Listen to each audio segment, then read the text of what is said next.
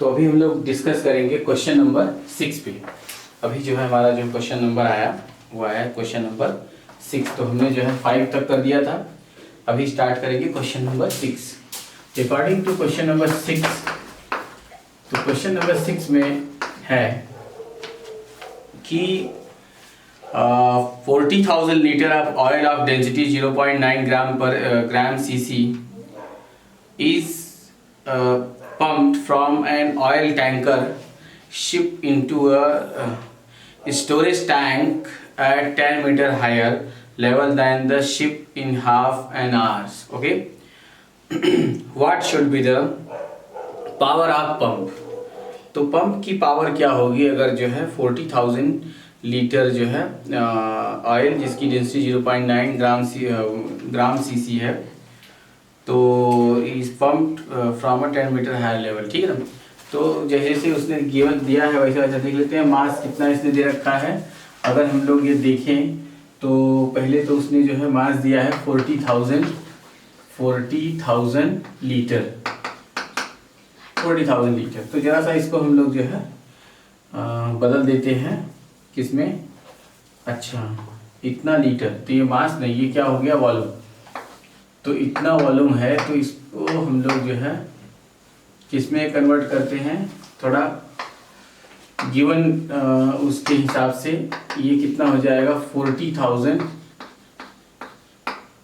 Litre को पहले centimetre बदलते हैं। तो litre 1 litre is equals to 10 to the power 3 centimetre cube.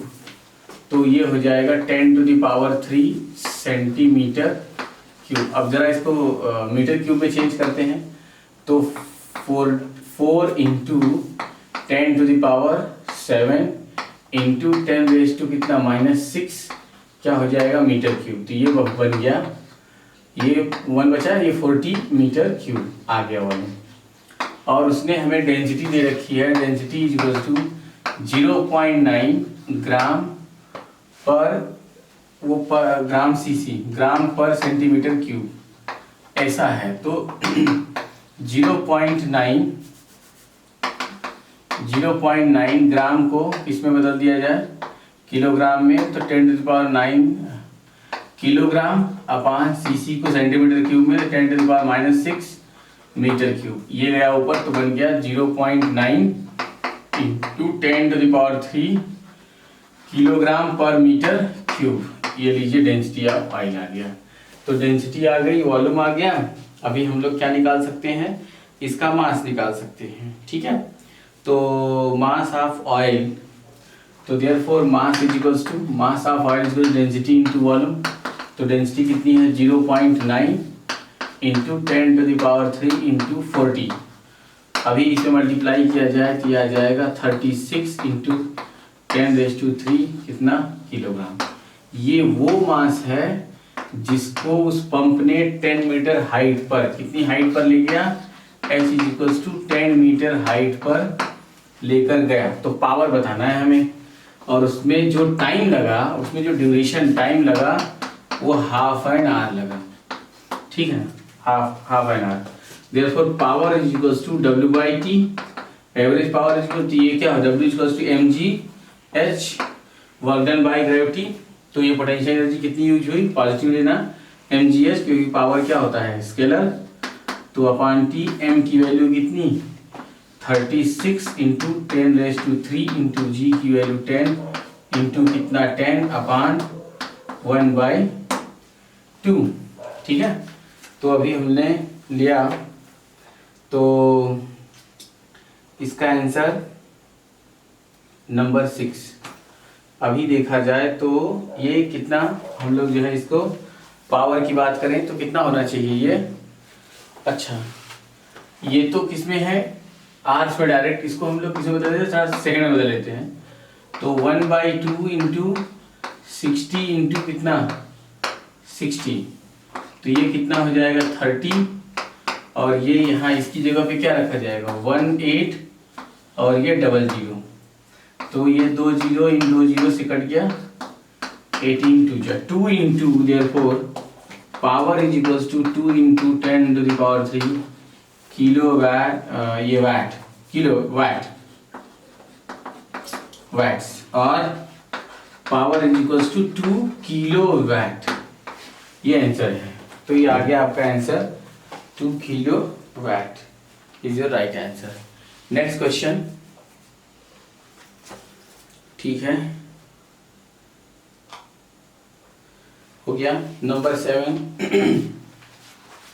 फटाफट नोट कीजिए आप लोग। क्वेश्चन नंबर 7 पे बात करेंगे अभी। तो अगर हम लोग क्वेश्चन नंबर 7 पे डिस्कस करें तो क्वेश्चन नंबर 7 हो जाएगा,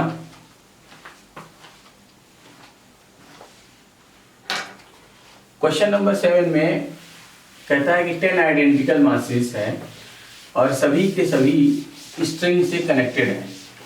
सभी मास किससे? स्ट्रिंग से कनेक्टेड है। और इसमें क्वेश्चन में पूछता है कि जो ऊपर वाला स्ट्रिंग है, जो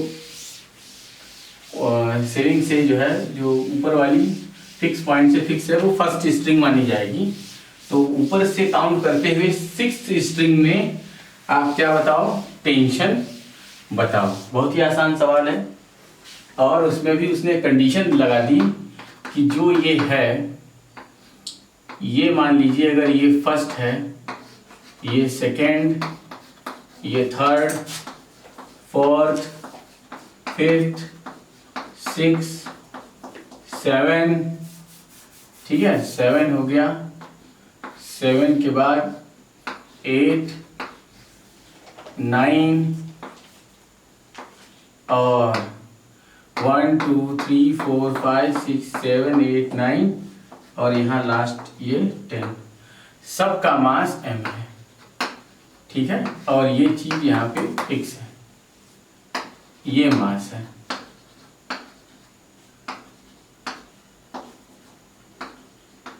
अब आप देखिए ऊपर से 6th, first, second, third, fourth, fifth, 6th, इसी की बात कर रहा है। यहाँ पे टेंशन बताना है।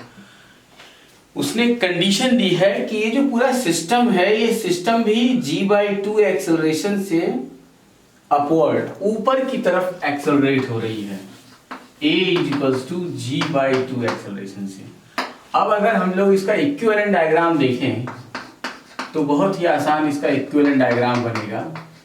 मतलब ये फर्स्ट, ये सेकेंड, ये थर्ड, फोर्थ, फिफ्थ और इसके बाद जो है ये नंबर है 6th। इसका मतलब कि ये सारे मासेस का टेंशन इसके ऊपर लगेगा। अब आप ऐसा इमेजिन कीजिए कि ये आपका 1 2 3 4 5 m, मतलब 5 mg नीचे लग रही है। और ये खुद किस एक्सेलरेशन से आ रहा है? a = g/। जब कोई चीज non inertial frame of reference में हो जाती है तो उसके ऊपर एक स्यूडो फोर्स लगता है। तो स्यूडो फोर्स, अब टेंशन तो इस पे, अगर ये रेस्ट पे होता तो टेंशन इसमें क्या होता? 5 mg होता। लेकिन अब एक स्यूडो फोर्स लगेगा जो इसके एक्सेलरेशन के अपोजिट डायरेक्शन में लगेगा। मतलब कि 5m × ये a। तो देयरफॉर नेट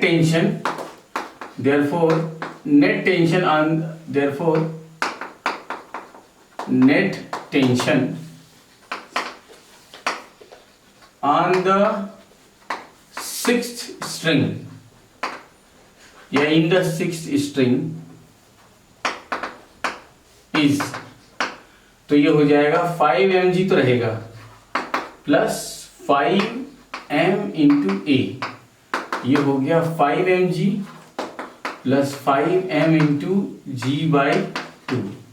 ये आ जाएगा 7.5 mg। ये है T6th स्ट्रिंग। ये आंसर है। बहुत ही अच्छा क्वेश्चन था। क्वेश्चन नंबर कौन सा? नंबर 7 है ये।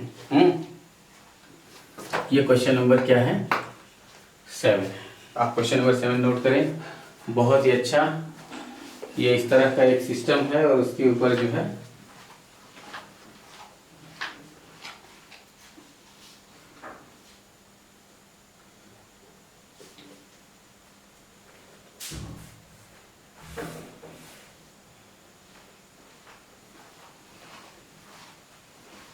ओके, नेक्स्ट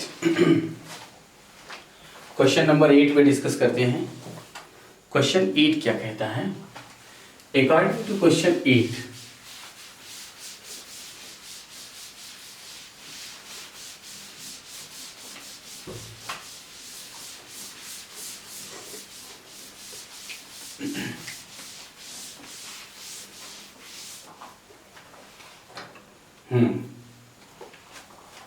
अब अगर आप ये देखें तो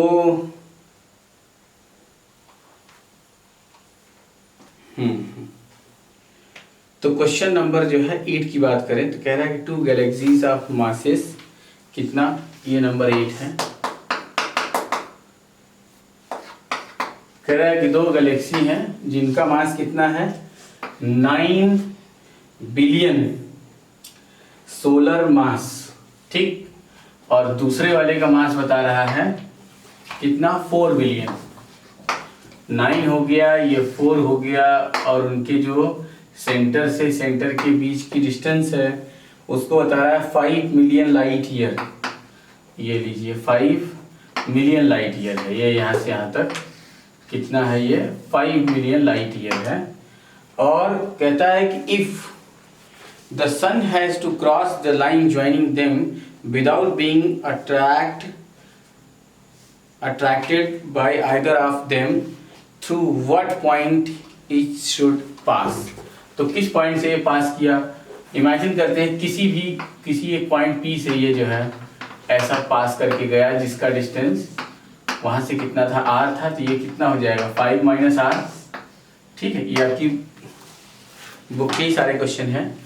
तो अभी without attract towards any each other, मतलब किसी के द्वारा अट्रैक्ट नहीं हुआ, इसका मतलब ऐसे पॉइंट पर रहा होगा जहां पे नेट फोर्स क्या था, नेट फोर्स क्या है, 0। मतलब इसके द्वारा अट्रैक्टिव फोर्स और इसके द्वारा अट्रैक्टिव फोर्स दोनों इक्वल एंड अपोजिट है, तो उनका सम क्या होगा, 0। मतलब कि एक तरीके से अगर ये F1 है तो ये F2 दोनों इक्वल हैं, तो बस, तो therefore since here F1 is equals to क्या है, F2, देयरफॉर F1 की वैल्यू क्या है, G9। अब मान लेते हैं कि सन का मास कुछ तो भी m है, upon R square is equals to G4m upon 5 minus R of whole square. कुछ नहीं, आप देखें G से G कैंसिल हो गया, m से m कैंसिल हो गया, ये इधर 9, 5 minus R is equals to 4R square. Taking root both side we get 3, 5 minus R is equals to 2R, ठीक। ये हो गया 15 minus 3R is equals to 2R, और ये 5R इज इक्वल्स टू 15 और R इज इक्वल्स टू 3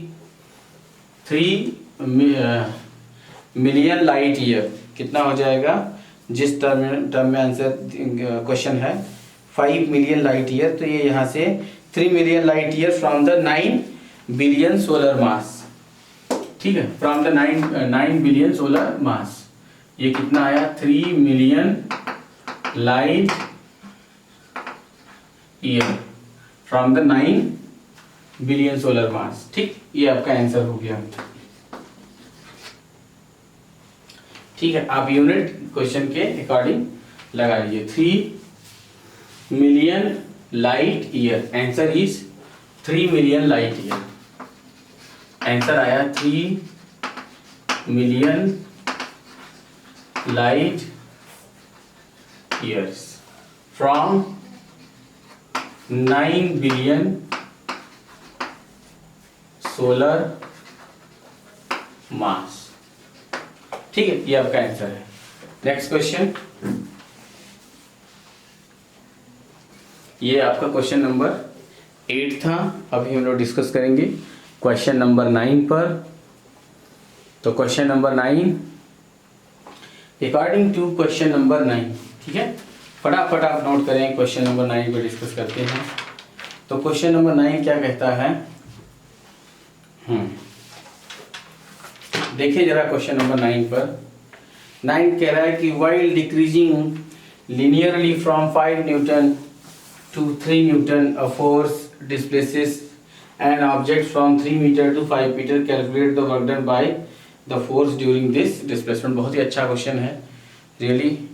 इसका जो है मेन वर्जन मतलब मोस्ट इम्पॉर्टेंट जो इसका पूरा क्वेश्चन है वो एनसीईआरटी में दिया हुआ है, ठीक है। और मैंने आपको सॉल्व करके भी दिया है।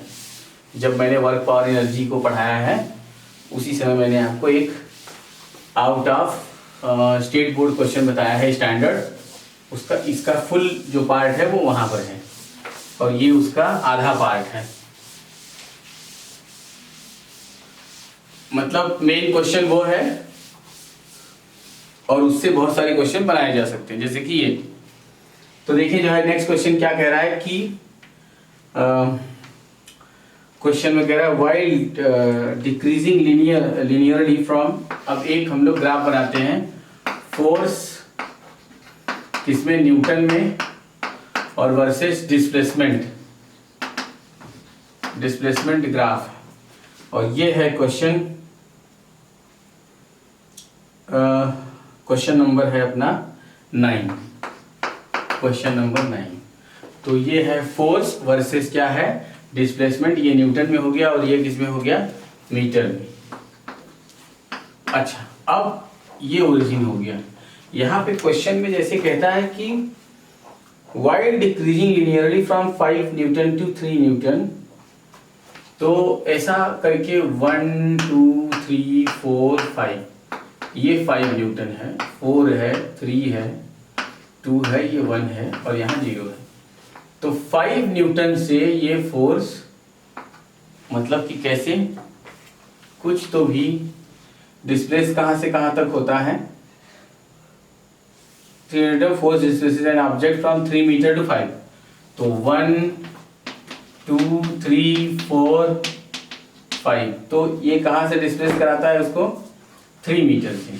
अच्छा, तो ये जो फोर्स है 3 मीटर तक कैसे गया है, यहाँ तक, यहीं के बाद से ये लिनियरली कहाँ तक, ऐसा 5 मीटर तक लिनियरली डिक्रीज होकर के 3 न्यूटन हो गया। कुछ तो भी सवाल आपका ऐसा है। आई बात समझ में आपको, ठीक है। तो बहुत अच्छा क्वेश्चन है, आइए इसको हम लोग सॉल्व करते हैं। तो उसने क्वेश्चन में यही पूछा है कि calculate the work done by this force during this displacement. कब, इस डिस्प्लेसमेंट, जब वो 5 से 3 हो रहा था तो इस डिस्प्लेसमेंट में इसने कितना वर्क किया। तो कुछ नहीं, work done is equals to क्या होगा, work done is equals to area of trapezium, ठीक है, एरिया ऑफ ट्रेपेजियम, ठीक। तो एरिया ऑफ ट्रेपेजियम बना देते हैं हम लोग। तो यहां देखते हैं एरिया ऑफ ट्रेपेजियम क्या है, 1/2 sum of parallel side. Parallel side कितना, 5 प्लस 3, ये कितना है 3, और फिर डिस्प्लेसमेंट कितनी है, 3 से 5 कितना 2, तो 2 से 2 ये कट गया, कितना आ गया 8 जूल। मैंने कहा ना बस ये ग्राफ बनाना ही आपके लिए इंपॉर्टेंट है, बाकी क्वेश्चन बहुत इजी है। तो ये हो गया क्वेश्चन नंबर 9। नेक्स्ट है क्वेश्चन नंबर 10। बहुत ही अच्छा क्वेश्चन ये भी, बट बहुत ही इजी। तो अगर हम लोग बात करें क्वेश्चन नंबर 10 पे,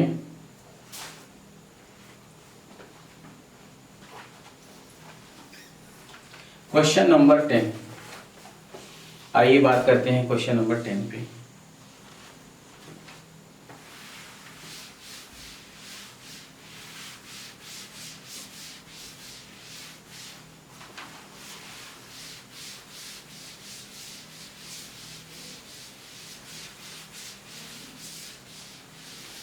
अब आइए आपको क्वेश्चन नंबर 10 को दिखाते हैं। क्वेश्चन नंबर 10 क्या कह रहा है, क्वेश्चन नंबर अगर 10 की बात करें तो क्वेश्चन नंबर 10 कहता है कि variation of force in a certain region is given by F is equals to 6x square minus 4x minus 8। F is equals to 6x square minus 4x और minus 8 is displaces an object from x is equals to 1 meter to x is equals to 2 meter. Okay, in this region calculate the amount of work done, ठीक है ना, calculate the amount of work done. तो since we know that W is equals to XI to XF F of X into DX। तो force is the function of X, तो ये कितना है, XI कितना 1 से 2, और ये आ गया 6x square minus of 4x minus 8 into DX। अब ये हो जाएगा 6 इंटू, इंटीग्रेट कर रहे हैं 1/1, x cube by 3 minus 4 into x square by 2, और ये कितना हो जाएगा 8x, और ये 1 2 2, 3 1 जा 3 2 जा 2 1 जा 2 2 जा, तो ये यहाँ से 2 2 2 हर जगह हो गया, तो 2 मैंने कॉमन ले लिया, और पहले क्या रखेंगे इधर जो है 2, तो 8 माइनस 1 माइनस 4 माइनस 1, और ये 4 यहाँ रहेगा 2 माइनस 1, ठीक है। तो ये यहाँ से आ गया 2 7, और ये 3 माइनस 4, तो आइए देखते हैं 7 माइनस 7 2, 7 माइनस 7 इजिकल्स टू क्या आ गया 0। तो वर्क डन इजिकल्स टू क्या आ गया 0, कितना आ गया 0 जूल आ गया। Okay, answer is 0 joule. ये आपका था क्वेश्चन नंबर 10, ठीक है। फटाफट नोट कीजिए, क्वेश्चन नंबर हो गया ये 10 के बाद है क्वेश्चन नंबर 11, लेकिन क्वेश्चन नंबर 11 बहुत बड़ा है, अगर हम लोग इसको सॉल्व भी करते हैं तो ये इस वीडियो में कंप्लीट नहीं हो पाएगा, तो इससे अच्छा है कि हम लोग जो है क्वेश्चन नंबर क्या करते हैं 12 सॉल्व कर लेते हैं, जो कि इस वीडियो में कंप्लीट हो जाएगा, ठीक है। तो आइए जो है इसको हम लोग सॉल्व कर लेते हैं।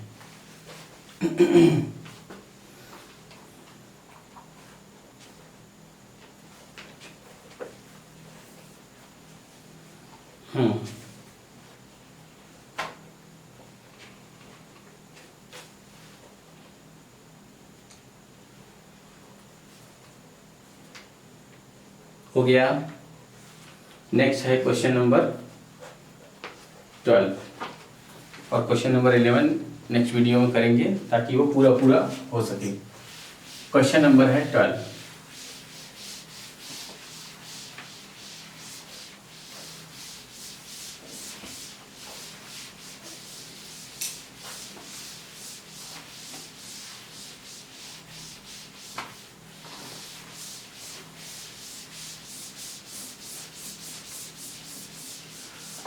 नेक्स्ट क्वेश्चन नंबर 12 इज, हालांकि ऐसा क्वेश्चन एक सॉल्व एग्जाम्पल में हुआ है, तो क्वेश्चन नंबर 12 की बात करें तो क्वेश्चन नंबर 12 कह रहा है कि स्प्रिंग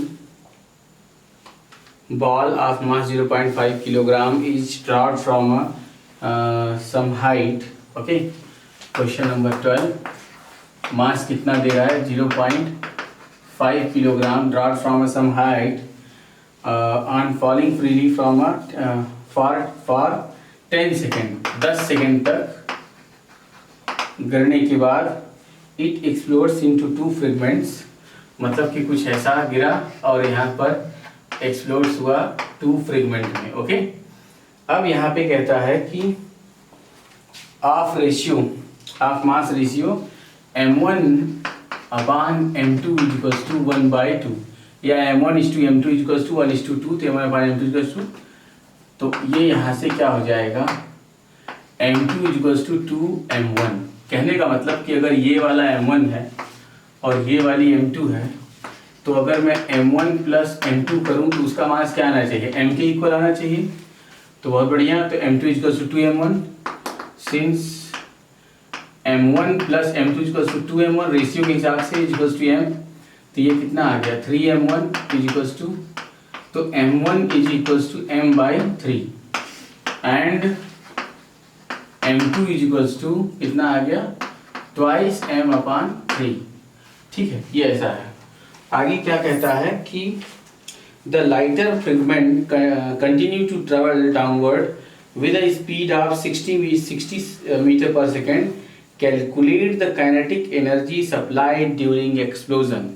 तो हमें आपको उसकी क्या बतानी है, काइनेटिक एनर्जी। तो पहले तो क्या कर लें कि पहला काम काइनेटिक एनर्जी उसका ये एक्सप्लोजन काइनेटिक एनर्जी निकालने के लिए क्या करना पड़ेगा, पहले कंजर्वेशन ऑफ मोमेंटम से v1 और v2 निकालना पड़ेगा, जो इसकी वेलोसिटी रही होगी, जो इसकी वेलोसिटी रही होगी।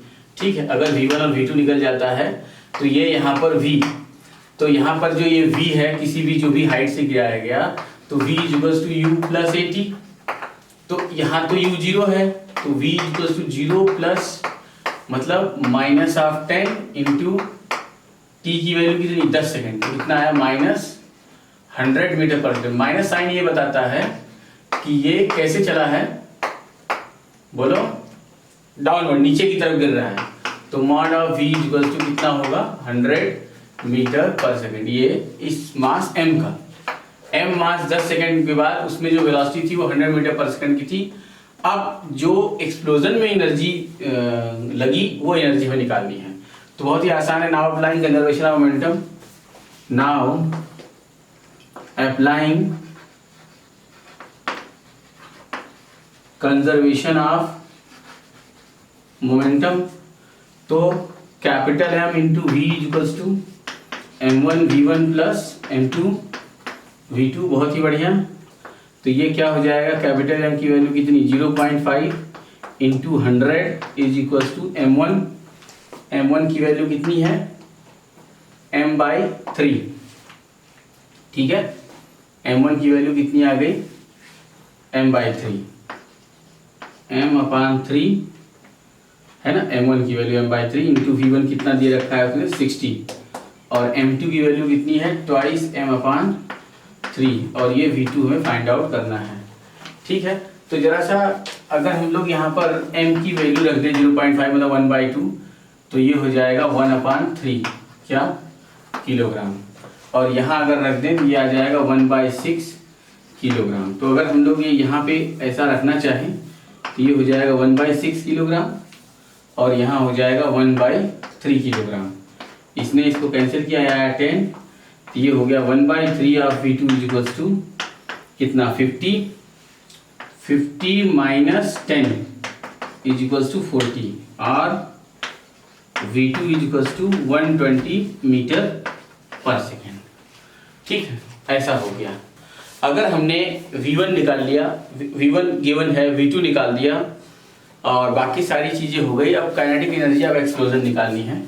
तो since kinetic energy of explosion is equals to kinetic individuals kinetic energy half m1 v1 square plus half m2 v2 square, और माइनस जो उस समय इसके अंदर एनर्जी थी वो एनर्जी अगर मैं माइनस कर दूं तो एक्सप्लोजन ने जितनी इनको वेलोसिटी दी वो ये है, और वो है -1/2 m टोटल मास इंटू ये v स्क्वायर।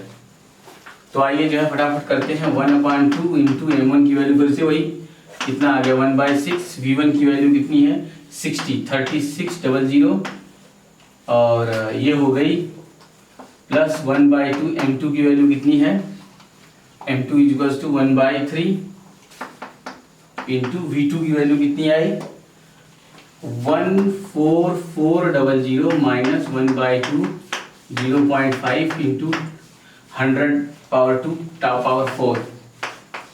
ठीक।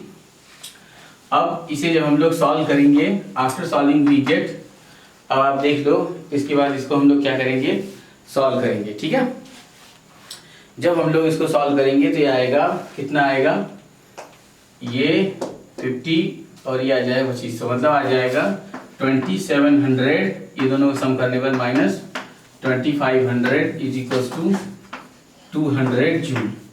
तो यही है काइनेटिक एनर्जी ऑफ एक्सप्लोजन। ये मैंने सॉल्व एग्जांपल में भी आपको बताया था। मतलब एक्सप्लोजन का मतलब कि जो एनर्जी सिर्फ एक्सप्लोजन में है, एक्सप्लोड हुई तभी तो उसने उसको v1 और v2 दिया, तो उसके अंदर ऑलरेडी कितनी एनर्जी थी, इतनी थी, तो इतना आप माइनस कर दो और जो एनर्जी है वही एक्सप्लोजन की एनर्जी होगी। तो एक्चुअली एक्सप्लोजन एनर्जी और जो ये एनर्जी है दोनों मिल करके तब ये v1 v2 होता है। इसलिए ये एनर्जी तो लिया लेकिन माइनस जो उसके अंदर पहले से थी उसको माइनस कर दिया, तो ये आपका आंसर आ गया 200 जूल। ओके, तो अभी के लिए थैंक यू, आप नोट कर लीजिए इसको। ओके।